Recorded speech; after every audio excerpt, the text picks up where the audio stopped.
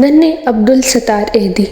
آپ عبدالستار ایدی صاحب کے نام سے تو ضرور واقف ہوں گے۔ ان کی زندگی انسانیت کی خدمت کے لیے وقف ہے۔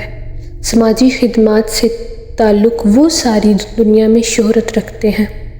عبدالستار ایدی بھارت کی ریاست گجرات کے شہر بنٹوا میں 1928 میں پیدا ہوئے۔ ان کے والد مختلف چیزوں کا کاروبار کرتے تھے، اسی وجہ سے زیادہ تر گھر سے دور رہتے۔ وہ جب باہر ہوتے تو خشک میووں کی گری، کاجو، پستے وغیرہ کے تھیلے بھر بھر کر گھر بھیجتے۔ ان کی والدہ اپنے اور ان کے حصے کا ساز میوہ نادر لوگوں میں تقسیم کر دیتی جو ان سے زیادہ ضرورت مند ہوتے۔ یہ وہ عادت تھی جو ان کی والدہ نے بچپن سے ہی ان کے اندر سمو دی تھی۔ وہ ہر روز اسکول جانے سے پہلے انہیں 2 پیسے دیتی، لیکن یہ ہدایت بھی کرتی کہ وہ ان میں سے 1 پیسہ ضرور کسی ضرورت مند کو دیں۔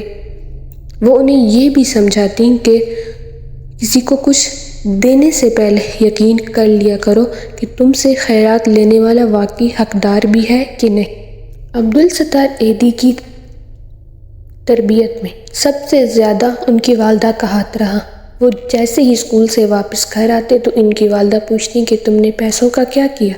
پھر کہتے، دیکھو بیٹا، غریبوں کو ستانا اچھی بات نہیں، ان کی ہر ممکن مدد کیا کرو۔ اوپر والے کو، اللہ کو راضی رکھنے کا یہی ایک راستہ ہے۔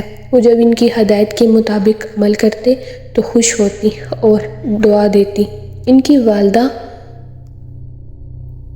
ان کی اچھی پرورش کے لیے حد سے زیادہ جدوجہد کرتے ہوئے بچپن میں ان کی جو تربیت کی تھی، اس نے انہیں اپنے آپ پر صبر کرنا سکھایا اور یہ سبق دیا کہ کسی چیز سے محرومی اس لالچ سے بہتر ہے جس کے بیج بونے سے اونچے درخت کو اگیں گے لیکن اس پر پھل نہ لگیں گے۔ اچھی تربیت کے باعث وہ اس قابل ہو گئے کہ حقیقی ضرورت مندوں اور پیشہ ور گداگروں کے درمیان فرق کو جان سکے۔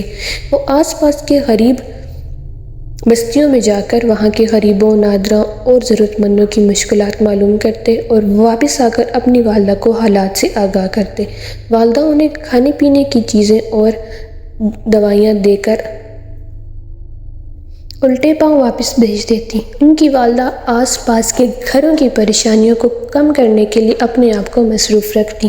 ان کی والد کچھ رقم ماہانہ دیتے جس سے آسانی سے گزر بسر ہو جاتی۔ اس کے باوجود ان کی والدہ دکان کے روئی کے بنڈل اٹھا لانے کو کہتی جنہیں وہ معاوضے پر صاف کرتے، بھوسا اور چرخہ چولہا چلانے کے لیے رکھتے اور باقی دھنی ہوئی صاف روئی ایک بڑے بنڈل کی صورت میں بیٹھ کر اٹھاتے اور بازار کے بیچوں بیچ رستے دو کی آوازیں لگاتے ہوئے دکاندار کو واپس دے آتے اور کام کی مزدوری لے کر واپس گھر آ جاتے۔ ان کی والدہ محنت کی عظمت پر پختہ ایمان رکھتی تھی۔ ان کی والدہ رمضان کے مہینے میں دوسری خواتین کے ساتھ مل کر کھانا پینے کی چیزوں کے چھوٹے چھوٹے پیکٹ تیار کرتی جنہیں عبدالستار ایدی رشتہ داروں اور نادراں اور چھوٹے چھوٹے گھروں کی کھڑکیوں سے اندر ڈال دیتے۔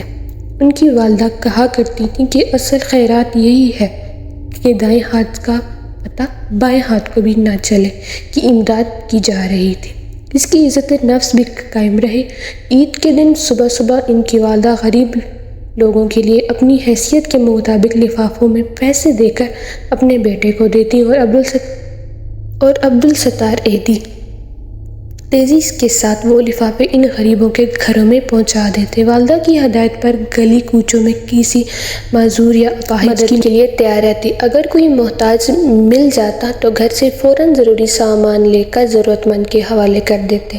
ان کی والدہ نے زندگی کے ابتدائی دنوں میں ان کے لیے سماجی خدمت کے کاموں کا جو انتخاب کیا، اسی نے ان کے دل میں انسانی دوستی کی بنیاد رکھ دی تھی۔